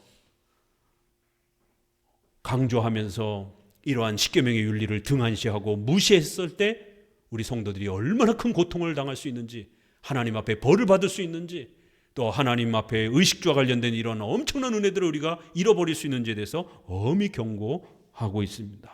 잘 귀담아 들으셔야 돼요. 조금만 더 있습니다. 하나님의 뜻은 십계명을 통해서 우리에게 전달되었습니다. 따라서 기독교 윤리와 생활은 이 십계명을 바르게 이해하고 적용하는 것으로 출발합니다. 이 기준이 없으면 주어진 상황만 강조하는 자유주의, 상황윤리에 빠집니다. 개혁파 윤리관은 십계명을 적용하는 말씀 중심의 윤리입니다. 그래서 로마서는 믿음의 분량대로 지혜롭게 생각하라. 이거 굉장히 중요한 구절입니다. 믿음의 분량대로, 예언이면 믿음의 분수대로라는 표현이 있어요. 왜 우리가 분수라는 말을 어떨 때 써요? 좀 자기 분수를 알아야지. 자기의 어떤 한계를 좀 알아야지. 자기의 위치를 알아야지. 본인의 어떤 실력을 알아야지. 뭐 이렇게 말할 때 좀 자기 분수를 알아야지. 이렇게 우리가 많이 써요. 이 분수대로, 영어에서는 proportion, 이 어떤 자기의 어떤 할당량 뭐 이런 부분도 되기도 하는데, 분수라는 말은 우리 단어와 영어에서 충분히 안 드러나요. 이게 헬라어를 좀 더 보면 조화, 균형, 비율, 규범의 의미로서 성경 전체의 균형과 조화, 즉 교리의 규범과 조화 속에서 십계명을 해석해야 한다는 원리로 소개하고 있습니다. 이것은 성경을 같은 종류별로 비교 및 분석하는 성경 유비의 원칙이라고 합니다. 헬라어가 아날로기아라고 이렇게 사용하고 있어요. 이것이 영어로 가게 되면 아날로지라는 말이에요. 이게 유비, 같은 종류끼리 비교하다, 이런 표현이에요. 종류별로 비교하다, 비례, 이런 표현으로도 써요. 그러니까 이게 프로포션도 되긴 하지만 좀 더 좋은 번역은 아날로지, 이런 하나의 유비의 이러한, 그러니까 믿음의 분수, 이렇게 되어 있는 거예요. 믿음의 원리, 믿음의 규범, 믿음의 유비, 믿음의 비례 속에서, 이런 표현이에요. 그러니까 예언, 설교를 말하는 겁니다. 설교하는 자들은 반드시 자기 마음대로 설교해서는 안 되고, 우리 공교회가 지켜오는 믿음의 규범, 믿음의 이 원칙, 믿음의 이러한 비율, 비례, 균형 속에서 설교해야 된다라는 거예요. 그 성경이라고 하는 믿음의 틀을 벗어나서는 안 된다라는 말을 하고 있는 겁니다. 그래서 이거를 신학적으로는 성경 유비의 원칙이라고, 성경 해석의 원칙을 말하는 겁니다. 성경은 내 마음대로 해석하는 게 아니라 같은 종류별로, 여기서 어려우면 다른 종류를, 성경에 여기저기 같은 비슷한 종류를 비교해 보면서 이게 그런 뜻이구나 라고 성경은 성경으로 해석하는 성경 유비의 원칙, 성경의 구절을 같은 종류끼리 비교해서 결론을 내린다. 그래서 성경 유비의 원칙. 또 하나는 그렇게 해서 확정된 교리들을 끊임없이 서로 조화를 맞춰야 된다는 거예요. 그래서 교리 유비의 원칙, 신앙 유비의 원칙이라고도 이렇게 말합니다. 그래서 성경 해석은 성경 유비의 원칙, 신앙 유비의 원칙. 이게 중요한, 조직신학에서 이렇게 다룰 때 우리가 성도들에게는 이걸 어떻게 말하냐면, 성경은 성경으로 해석한다, 오직 성경, 모든 성경, 이렇게 좋게 쉽게 표현을 해요. 그렇지만 이제 목사님들 가르칠 때는 성경 유비, 신앙 유비, 이 유비라는 단어가 아날로지라는 단어입니다. 아날로기아라는 그 헬라어예요. 그 다음에 믿음의 분량대로라는 이 표현도, 이게 메트론이라고 하는 그 헬라어인데, 이게 영어로는 measure, 어떤 양, 많은 양, 이런 어떤 형태로 번역이 되어 있어요. 그러다 보니까 확 와닿질 않죠. 믿음의 많은 양만큼, 내가 믿음이 많으니까 이제 하나님의 뜻을 올바로 분별할 수 있다, 이런 개념은 아니에요. 그러면 믿음이 적은 사람은 제대로 못 분별하나요? 그런 개념이 아니에요. 이것도 메트론이라는 단어는 뭐예요? 여러분 생각나는 영어 단어 있죠? 메트로놈이 여기서 헬라어의, 영어와 헬라어는 사촌지간이에요. 모든 어원들이 다 헬라어에서 옵니다. 그게 메트론이라는 헬라어예요. 기준, 자, 표준, 이런 뜻인 거예요. 그러니까 믿음의 그러한 표준 아래에서 하나님의 뜻을 분별하는 거예요. 그럼 믿음의 표준이 뭐예요? 우리의 십계명이요, 하나님 말씀인 것이죠. 이렇게 성경 하나님의 뜻을 분별하는 것은 믿음의 분량대로, 믿음의 규칙이라고 하는 이 커다란 신앙의 이러한 원칙 아래서, 양 아래서, 분량 아래서 이렇게 표현되는 거고, 분수대로, 이러면 성경은 성경 안에서 이렇게 성경을 벗어나지 않는 오직 성경, 전체 성경이라고 하는 이러한 규칙 아래에서 설교하는 자면 그렇게 설교를 감당해야 된다, 이런 표현입니다. 바로 그러한 해석들을 통해서 우리가 십계명의 구체적인 적용들을 이렇게 또 찾아가는 겁니다. 즉 웨스트민스터 신조 1장 9항에서는 같이 읽습니다. 어떤 성경 구절에 참되고 완전한 의미에 의문이 생길 때에는 보다 더 명확하게 말하는 다른 구절을 통해서 그 뜻을 찾고 깨달아야 한다라고 말하는 것처럼, 어떤 특정한 구절이나 교리에 치우치지 말고 같은 종류의 주제와 교리를 조화시키면서 해석하는 전체 성경의 원리인 것입니다. 자, 성경 본문으로 와서요, 큰 단락만 좀 보면은요, 자, 12장은 하나님의 뜻을 분별하라. 여기도 체험하라, 느끼라가 아니잖아요.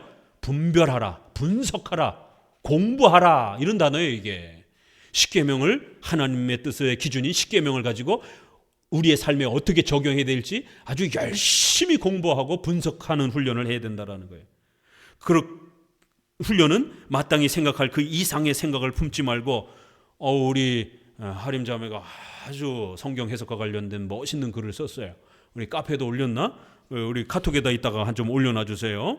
호기심적인, 철학적인 그러한 개인의 그러한 엉뚱한 생각으로 이렇게 성경을 들여다보지 말고, 공교회적인 이러한 해석의 규범 아래에서 2000년 동안 해석해온 그러한 우리의 교리 표준인 웨스트민스터 사도신경, 이러한 공교회적 해석 규범 아래에서 해석하라는 것이에요. 신앙 유비, 교리적 규범 아래에서 해석하라는 것이, 마땅히 생각할 그 이상 엉뚱한 생각을 하지 말고 하나님이 신앙의 규칙 안에 세워주신 그 토대 안에서 생각하라.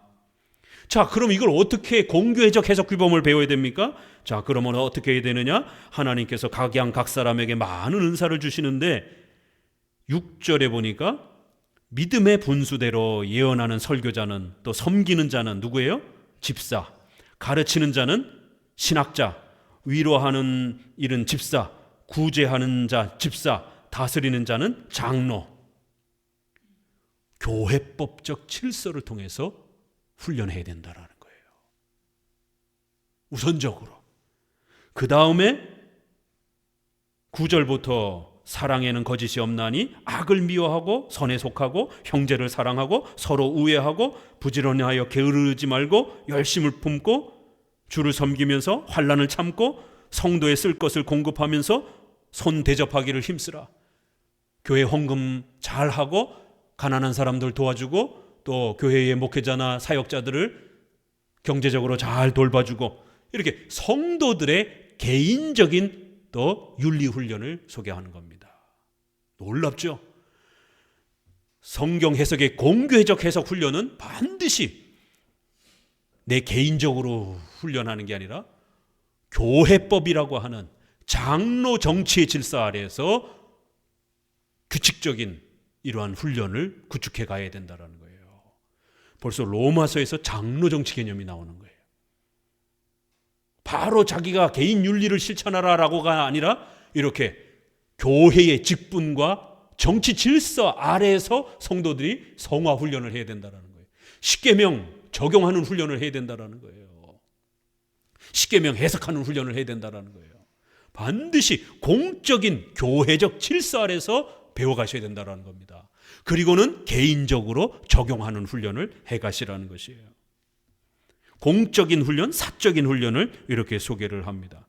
그리고 나머지 마지막에는 우리 안에서 혹시라도 많은 어려움이 발생이 되면, 억울한 일이 발생이 되면 복수하려고 하지 말라라는 거예요. 17절에 아무에게도 악을 악으로 갚지 말고 복수하지 말라라는 거예요.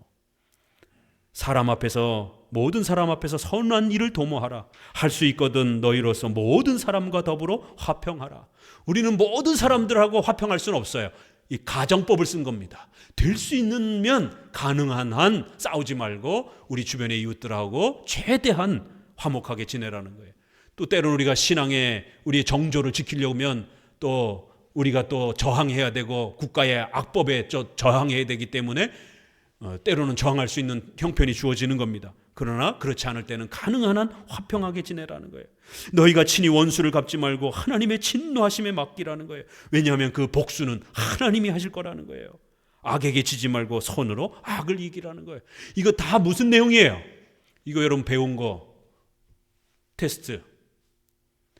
기독교 윤리는 반드시 말씀을 기준으로 해서 원칙을 잡아야 되고, 그 다음에 또 하나 원칙이 있다 그랬어요. 뭐죠? 온라인으로 들으시는 분들 바로 3초 안에 대답하셔야 잘 배우신 것이. 기독교의 윤리를 세우는 근원적 원칙 두 가지. 하나는 말씀, 줄여서 십계명. 또 하나는 현장에 계신 분 대답해 보세요. 안 나오네. 큰일 났네. 이거 가르치는 선생님이 부족해서 안 나오는 거예요. 배우시는 학생들이 부족해서 안 나오는 거예요. 수도 없이 반복했는데. 여러분 삶에 일어나는 수많은 일들을 어떻게 적용할 거예요? 십계명을. 십계명은 알아요. 근데 그 십계명을 어떻게 적용할 거예요? 성경에 왜 주식, 보험 이런 얘기 없잖아요. 어떻게 적용할 거예요? 주식의 주자도 모르는 사람이 막 그 위험한 투자할 겁니까? 부동산에 이런 법률 정황과 이런 경제적 공부도 안 된 사람이 막 갭 투자 막 아무렇게나 막 할 거예요? 돈 있다고 막 덤벼들 겁니까?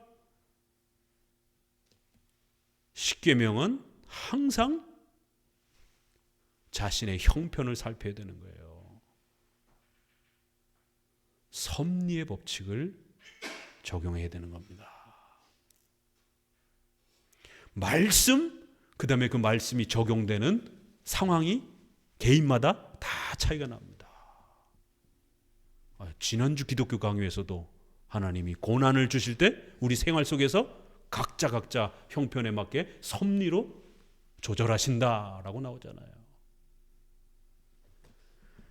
기독교 윤리는 반드시 말씀을 배워야 되고 그 십계명을 내 삶에 나라고 하는 독특한 형편에 또 어떻게 하나님이 나의 형편과 삶을 움직여 가시는지 섭리를 잘 들여다봐야 돼요.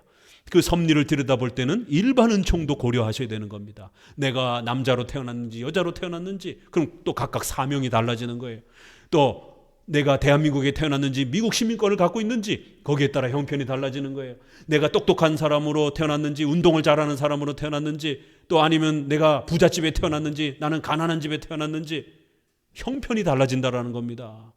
나에게 주어진 일반의 은총을 충분히 헤아려서 내 주어진 형편 안에서 맞게 한 걸음씩 한 걸음씩 하나님이 인도하시는 단계별로 그렇게 우리의 삶을 업그레이드 하도록 그렇게 발걸음을 조절하는 겁니다.